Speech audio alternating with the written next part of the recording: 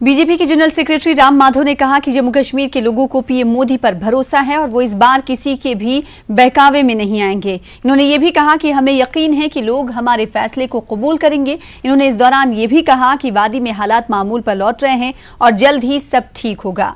राम माधव ने न्यूज 18 के साथ खुसूसी बातचीत की। सप्ताह गुजर गया, धारा 370 हटे, कश्मीर का बंटवारा हुए। केंद्र सरकार के फैसले के बाद कश्मीर के हालात पर बात करने के लिए हमारे साथ हैं बीजेपी के महासचिव और जम्मू कश्मीर के प्रभारी और जम्मू कश्मीर की राजनीतिक स्थिति पर अरसे से नजर बनाए राम माधव जी। राम माधव जी, अरसे से आप राजनीति पर नजर बनाए हुए हैं, जम्मू कश्मीर के प्रभारी आप लगातार रहे हैं। एक सप्ताह में आपको लगता है स्थितियां नॉर्मल की तरफ बढ़ रही हैं, नॉर्मलसी की ओर आ रही हैं? हमें पूरा विश्वास है कि जम्मू कश्मीर की, विशेषकर कश्मीर घाटी की जनता किसी प्रकार के प्रोवोकेशंस में इस बार नहीं आने वाली है। इसके कई कारण है। मोदी जी के ऊपर उनको पूरा विश्वास है। दूसरा, उन्होंने हमको नजदीक से देखा था जब हम सरकार में थे, और एक साल अब जो राष्ट्रपति शासन या गवर्नर्स रूल चल रहा है उस समय भी हमारे कार्यशैली को उन्होंने देखा है। आज उनको हमारे ऊपर विश्वास है, इसलिए जरूर जनता हिंसा की तरफ या किसी और तरफ नहीं जाएगा। इस सरकार के निर्णय को हृदय से स्वीकार करेगा, ऐसा हमारा पूरा भरोसा है। और एक सप्ताह का अनुभव भी यही बताता है। बकरीद ईद का मौका है आज, और धीरे धीरे कल से देखा जा रहा है कि जन सामान्य धारा 144 जो भी है वो धीरे धीरे कम होने की कोशिश हो रही है। आपको लगता है ये धीरे धीरे और सुधार हो जाएगा? आज बकरीद के दिन लोग स्वतः बाहर आ रहे हैं। वहां के आम जनता हम सब लोग जैसा ही है, बाकी देश की जनता जैसा ही है, पर समस्या वहां कतिपय नेताओं के कारण हमेशा निर्माण होता है। आज क्योंकि उन नेताओं को सही ढंग से हैंडल किया जा रहा है तो वहां स्थिति सामान्य होती जा रही है। पिछले 3-4 दिनों में काफी हद तक वहां माहौल खुल गया है, लोग फ्रीली बाहर आ रहे हैं, मार्केट्स खुल गए हैं। आज ईद का उत्सव भी बड़े पैमाने पर वहां के लोग मना रहे हैं। आप लोग तो एक अरसे से राजनीति की मॉनिटरिंग करते रहे राम माधव जी, सरकार बनवाने में भी आपकी एक महत्वपूर्ण भूमिका थी। तो ये सिचुएशन जो है, ये स्थितियां जो हैं, चुनाव की तरफ कब तक हम माने कि नॉर्मलसी तक आ जाएगी? क्योंकि एक चुनाव होना काफी मायने रखता है उस राज्य में, जनता को वोट का अधिकार देने के लिए, अपना नेता चुनने के लिए। पहली प्राथमिकता कि पूरे राज्य के अंदर इस निर्णय का सही जानकारी लोगों को मिले, और सब लोग वैसे जम्मू में और लद्दाख में इसका बहुत हर्ष और उत्साह के साथ स्वागत हुआ है। उधर कारगिल में और कश्मीर घाटी में भी लोग इसको शांति से समझने का कोशिश कर रहे हैं। इस प्रक्रिया को हम जारी रखेंगे। और दूसरा, विकास के अनेक बड़े बड़े कदम उठाकर इसका जो फायदा है, इस 370 धारा हटने का जो फायदा है वो लोगों तक स्वयं पहुंचे, उसका भी प्रयास होगा। रही चुनाव के बाद जो बिल पारित हुआ राज्य को 2 भाग में बांटते हुए, उसके अंतर्गत जम्मू कश्मीर राज्य को डिलिमिटेशन एक्सेस में उसको पूरा करने का एक विषय उसमें बोला गया है। तो इस डिलिमिटेशन के अंतर्गत उस राज्य में अब 90 विधानसभा के सीट बनेंगे। 24 पीओके में रहेंगे, वो तो भरेंगे नहीं, बट जम्मू कश्मीर का जो नया राज्य बनेगा, उसमें नया यूटी बनेगा, उसमें 90 असेंबली सीट्स होंगे। उसके लिए डिलिमिटेशन करना पड़ेगा, क्योंकि वर्तमान में 83 सीट्स है, उसको 90 करना है। इसके लिए डिलिमिटेशन का एक्सरसाइज होगा। जैसे ही वो एक्सरसाइज संपन्न होगा, मुझे लगता है कि फिर चुनाव की प्रक्रिया उसके बाद प्रारंभ होगी। डिलिमिटेशन की प्रक्रिया शुरू हो चुकी है? नहीं, उसके लिए होम मिनिस्ट्री कुछ कमेटी की गठन वगैरह करना होता है। इलेक्शन कमीशन की तरफ से उसके लिए एक अधिकारी नियुक्त होते हैं। ये प्रक्रिया अभी शुरू होना बाकी है। राम माधव जी, मैं एक बात कहूं कि बिल भी अक्टूबर 31 के बाद ये बिल एक्चुअली लागू होगा। जो बाइफर्केशन वाला है, बाइफर्केशन वाला बिल जो है 31 अक्टूबर के बाद लागू होगा। और राम माधव जी, एक और चीज आज बड़ी सुबह से सुनने में आ रही है कि वहां पे एक सरकारी गेस्ट हाउस में भी महबूबा मुफ्ती जी और उमर अब्दुल्ला जी में काफी झड़प हुई है कि वो बीजेपी को किसने राज्य में घुसाया, राजनीति में किसने तरजीह दी। तो एक दूसरे को ब्लेम गेम कर रहे हैं, इसलिए उमर अब्दुल्ला को कहीं और शिफ्ट कर दिया गया। क्या आप लोगों के पास ऐसी कोई खबर है? मेरे पास ऐसी कोई जानकारी नहीं है, बट एक बात कहूं, मैं किसी के मेहरबानी से हम उस राज्य में नहीं गए हैं। वो हिंदुस्तान का हिस्सा है। हमारे ताकत के कारण वहां राजनीति में एक महत्वपूर्ण स्थान पर आज पहुंचे हैं। आज घाटी में भी हम बहुत बड़े संख्या में हमारा अस्तित्व आज है। हमारे पास लगभग 300 से अधिक सरपंच है, 100 से अधिक काउंसिल्स के, म्युनिसिपल काउंसिल्स के मेंबर है, 4-5 म्युनिसिपल काउंसिल्स पर हमारा कब्जा है। हम अपने बलबूते पर वहां खड़े हुए हैं, किसी के मेहरबानी पर नहीं। लेकिन झगड़ा हो गया बीजेपी के चक्कर में दो नेताओं के बीच। नहीं, भाई दोनों पार्टियां किसी न किसी समय बीजेपी के साथ रहे हैं। अब एनसी अटल जी की सरकार में उमर अब्दुल्ला साहब मंत्री रहे उसमें, उसी प्रकार महबूबा और मुफ्ती साहब दोनों का पीडीपी के साथ हमारा 3 साल तक साथ में सरकार चली। तो दोनों पार्टियां हमारे साथ परिस्थिति के अनुरूप हमारे साथ सरकार में रहे हैं। तो ये माना जाए कि जो जिस तरह से लोकल लीडरशिप पनपी है, जो 3 परिवारों का राज था, वो राज अब आने वाले दिनों में जम्मू कश्मीर की जनता नहीं देखेगी, नेचुरल लीडरशिप निकलेगी वहां पे। देखिए, इस समय इन दोनों पार्टियों का एक बहुत बड़ा क्रेडिबिलिटी क्वेश्चन पैदा हो गया है। अगर आप जो कह रहे हैं वो सच है कि बीजेपी को कौन घाटी में लाए, इसको लेकर अगर ये दोनों में झगड़ा हुई, ये बात सच है, तो ये तो और इनका क्रेडिबिलिटी नष्ट करने वाली बात है। जब केंद्र में या राज्य में सरकार में भागीदार रहे थे, दोनों रहे थे, आज उसको लेकर अगर झगड़ा कर रहे हैं तो लोग उस राज्य के कोई मूर्ख नहीं है, ये सारी स्थिति को वो देख रहे हैं। जरूर इस प्रकार का अगर राजनीति चलाना चाहेंगे तो ये राजनीति जम्मू कश्मीर में अब आगे नहीं चलेगी। कांग्रेस के वरिष्ठ नेता हैं, मंत्री रहे 10 साल, चिदम्बरम साहब का यह कहना है, उन्होंने बयान दिया आज कि अगर हिंदू बाहुल्य राज्य होता जम्मू कश्मीर तो ये भगवा पार्टी वहां से विशेष राज्य का दर्जा कभी वापस नहीं लेती। अरे चिदम्बरम साहब को मालूम नहीं है, अगर शेख अब्दुल्ला नहीं होता, नेहरू नहीं होता तो 370 बनता ही नहीं उस राज्य में। चिदम्बरम का पार्टी, कांग्रेस पार्टी के कांग्रेस वर्किंग कमेटी ने 1948 में धारा 370 का घोर विरोध किया। इसको लाना ने, यह बात कांग्रेस वर्किंग कमेटी ने कहा था। नेहरू के जिद के कारण और नेहरू और शेख अब्दुल्ला का समझौते के कारण 370 आया है। कांग्रेस का तत्कालीन लीडरशिप चिदम्बरम जैसा नहीं था, वो देश को समझने वाले लोग थे, इसलिए उन्होंने उस समय ही विरोध किया था। पर क्योंकि नेहरू ने जिद पकड़ा, उसके कारण ये आया था। तो ये हिंदू मुसलमान का प्रश्न से ज्यादा देश का एक अखंडता का प्रश्न है। उस प्रश्न को लेकर उस समय के नेहरू छोड़कर पटेल सहित सभी कांग्रेस वाले एक देश एक राष्ट्र एक जन के रूप प्रिंसिपल को सपोर्ट करते थे। उस समय नेहरू थे, आज चिदम्बरम है, ऐसे कुछ लोग हैं कांग्रेस में आज भी जो इस प्रकार के त्रिराष्ट्र, जिन्ना का द्विराज्य राष्ट्र सिद्धांत था, शेख अब्दुल्ला का त्रिराष्ट्र सिद्धांत था, 3 नेशन थ्योरी थी, उसको सपोर्ट करने वाला आज भी है चिदम्बरम जी जैसे। पीओके को छोड़ दें तो एक अखंड भारत का सपना एक मोटा मोटी पूरा हो गया राम माधव जी, लेकिन पाकिस्तान जैसे देश, चाइना जैसे देश, अमेरिका जो मध्यस्थता की बात कर रहा था, आपको लगता नहीं अंतर्राष्ट्रीय स्तर पर इस चीज को बहुत ज्यादा उछाल दिया जाएगा भारत के खिलाफ? किसी और देश को इसमें कोई लोकस स्टैंडर्ड नहीं है। ये भारत के संविधान का अपना सार्वभौम अधिकार है, उसके अंदर जो परिवर्तन करना है पार्लियामेंट का अधिकार क्षेत्र में आता है। अभी तक 370 को 45 बार कम से कम उसके अंदर चेंजेस लाया गया। तब तो हमने इंटरनेशनल कम्युनिटी को थोड़ी पूछा था।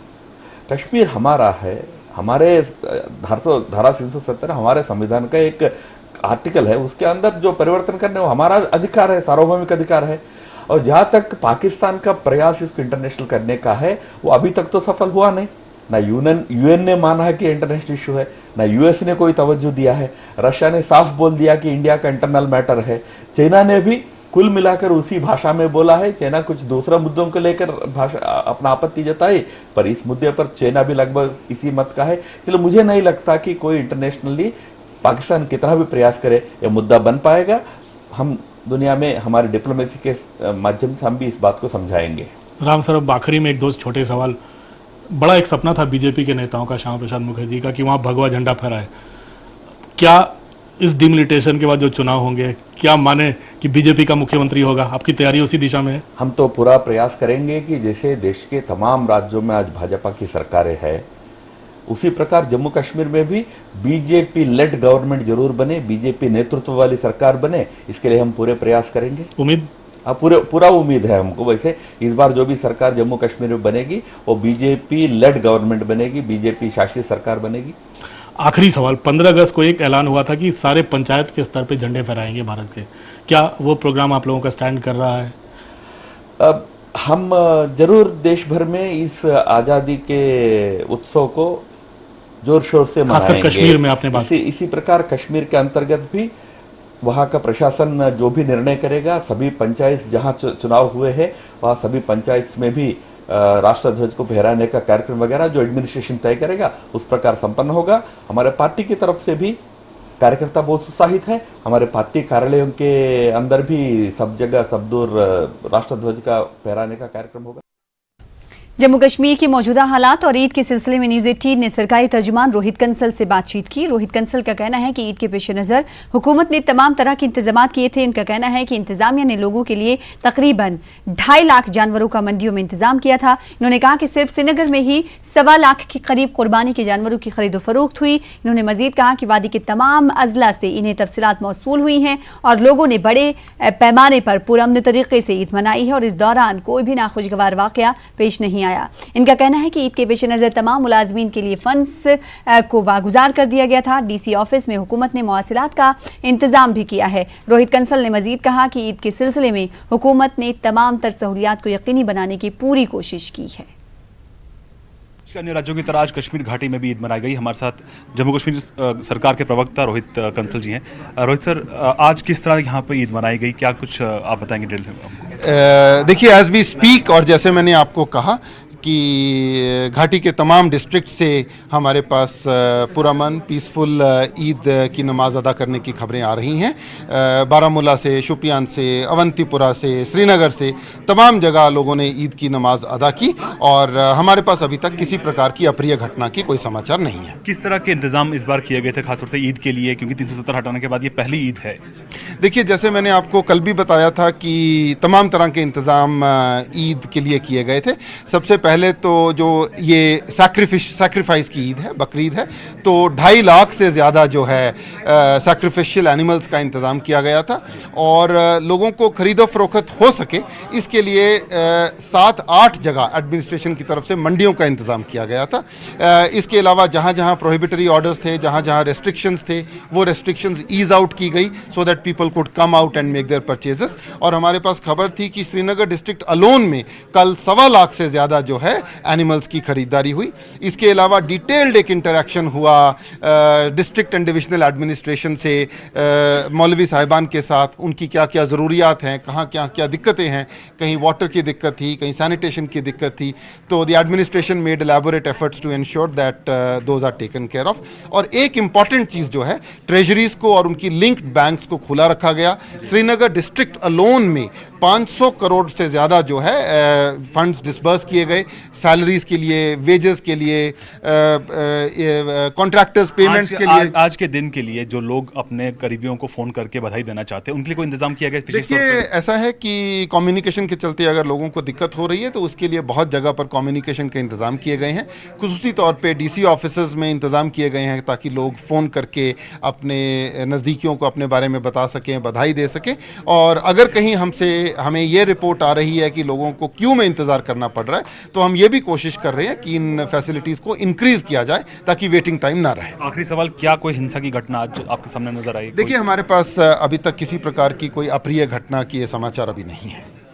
हमसे बात करने के लिए बहुत बहुत शुक्रिया। तो ये थे रोहित कंसल। कैमरामैन प्रदीप के साथ शैलेंद्र वांगू, न्यूज़ 18 नेटवर्क, श्रीनगर। वहीं आईजीपी कश्मीर एसपी पानी ने मीडिया से खिताब किया। उन्होंने कहा कि शरपसंद अनासर के खिलाफ सख्त कार्रवाई की जाएगी। साथ ही सिक्योरिटी फोर्सेस की जानिब से फायरिंग की जो खबरें आई थी उनकी तरदीद भी उन्होंने की। Also media report of firing by some security forces. We again strongly deny and I reiterate the statement made by my colleague that no such incident has taken place and we have already given a rebuttal on that. Also, we see some malicious campaign by on the social media platform being done and that has been strongly refuted. And we also request citizens not to pay attention to any such kind of malicious campaign which is being done, which is being carried out by mischievous people. We have strongly denied this, and we have also taken up the matter with the service provider to take legal action as per the law. PDP leader Nazir Ahmad Laway ने वादी में ईद के मौके पर पाबंदियों की मजम्मत की। नज़ीर अहमद लावे ने कहा कि ईद के मौके पर लोगों को मजीद छूट दी जानी चाहिए थी। इन्होंने मजीद कहा कि हुकूमत को वादी के हालात जल्द अज जल्द बेहतर करने के लिए इक़दामात उठाने चाहिए। में हालात ठीक नहीं है, लोग घरों में बंद हैं, तो जो ईद हमें मनाई जाती थी, पहली बार हमने अपनी लाइफ में देखा होगा कि ये बदकिस्मत लोग हैं कि आज पहली बार वो ईद मनाने में सफल नहीं। टीवी की तरफ देखता हूँ, फिर पता चलता है कि जम्मू कश्मीर के हालात, खासकर स्पेशली घाटी की तरफ, तो इससे हमारा जो मैं दिल्ली में बैठा हूँ लेकिन हमारे घर की तरफ कोई रब्ता नहीं है, हमारे भाइयों के साथ, हमारी बहनों के साथ, या हमारी बेटी घर में है तो उसके साथ मैं पिछले 6-7 दिन से रब्ता नहीं हूँ। तो हालात तो ख़राब ही हैं, आप तो खुद अंदाज़ा कर सकते हैं। तरफ से देखते हैं तो वहाँ जो हालात हैं वो सामान्य नहीं लगते हैं, ऑब्ज़र्व करते हैं, लेकिन मेहरबानी फिर भी है टीवी चैनल्स की कि वो वहाँ का दिखाते हैं, कोई प्रॉब्लम नहीं है, ऐसा लगता है कि कोई बड़ा मसला नहीं है, वो नहीं लगता है कि, लेकिन लोग बंद है, घरों में मसूर है, ईद की नमाज पढ़नी बड़ी मुश्किल है। लिहाजा ये बड़ा त्यौहार है मुसलमानों के लिए, इस चीज़ का इसका हमें अफसोस रहेगा आने वाले कल में। पहला हम चाहते हैं कि घाटी में 370 और 35 के बाद क्या होगा, लोग सुरक्षित रहेंगे, लोगों का क्या हाल रहेगा, और जो डेवलपमेंट बार बार बता रही है सरकार कि डेवलपमेंट क्या कैसे होनी चाहिए, अब हम उधर की बातें करें तो हमारा फिर भी नुकसान है। लिहाजा देश को देखना पड़ेगा कि जम्मू कश्मीर की जो हालात है, जो हालात वहाँ नहीं है, वो कैसे सुधर जाएंगे। पहले हमको इस चीज़ को कैच करना है, तो आगे और बातें कहेंगे, वो करेंगे, ये करेंगे, तो उससे हमारा फिर भी नुकसान है। वहीं पीडीपी लीडर फैयाज मीर ने मेन स्ट्रीम लीडरों की गिरफ्तारी पर तशवीश का इजहार किया। उन्होंने ईद के मौके पर वादी में कम लोगों के बाहर निकलने पर कहा कि लोग पाबंदियों की वजह से बाहर नहीं निकल पाए हैं। फैयाज मीर ने वादी में टेलीमवासिलात खदमात को जल्द अज जल्द बहाल करने का भी मुतालबा किया। मैं इस ईद को क्या मानूंगा, हमारे लिए तो इस सरकार ने ईद नहीं, वहाँ इन्होंने जो बंदिश है, जिस तरह इन्होंने लोगों को वहाँ बंधक बना के रखा है, हमारे लिए तो ईद नहीं है। मैं ये समझूंगा कि हमारे लिए कोई ईद नहीं है। आजकल जो मैं देख रहा हूँ टीवी चैनल्स पे जो दिखा रहे हैं, नमाज पढ़ रहे हैं लोग, इसका भी है, पता है हमें कि आपके ऊपर भी बंदिशें हैं, आपको जाने नहीं देते हैं हर जगह, लेकिन जहाँ तक सवाल है कि आप जहाँ 20,000 लोग होते थे, 30,000 लोग होते थे नमाज़ पढ़ने के लिए, वहाँ आप 300 लोगों को देखते हो। क्या आपको ये नहीं लग रहा है कि वहाँ कश्मीर में जितने भी पॉलिटिकल लीडर्स हैं, MLAs हैं, एक्स CMs हैं, एक्स जो मंत्री थे, चाहे किसी भी पार्टी के थे, वो सभी अभी हाउस अरेस्ट है। लेकिन आज तो अजीब ही है, जो मेन स्ट्रीम जो इलेक्शन लड़ते थे लोग, आज उनको ही हाउस अरेस्ट किया हुआ है। आपके पीडीपी के बड़े अलग कमान, बड़े नेता हैं, सभी है, सिर्फ हम इसलिए हम तो जाते, लेकिन हमें किसी से कांटेक्ट ही नहीं होता है, एयरपोर्ट से आगे जाने नहीं देते हैं। हम भी एक किस्म के बैठे हुए हैं, हमें ये भी पता नहीं है कि हमें वहाँ पे हमारे लोगों का क्या हाल है, किसी से बात नहीं हो पा रही है, लोग परेशान हैं वहाँ पे। यहाँ पे हज़ारों बच्चे जो है, जो बाहर की रियासतों में हैं, किसी को कोई पता ही नहीं है, उनके माँ बाप परेशान हैं। तो समझ नहीं आता है इस सरकार को क्या है, इनका क्या आगे क्या है इनका। रिलायंस इंडस्ट्रीज लिमिटेड ने जम्मू कश्मीर और लद्दाख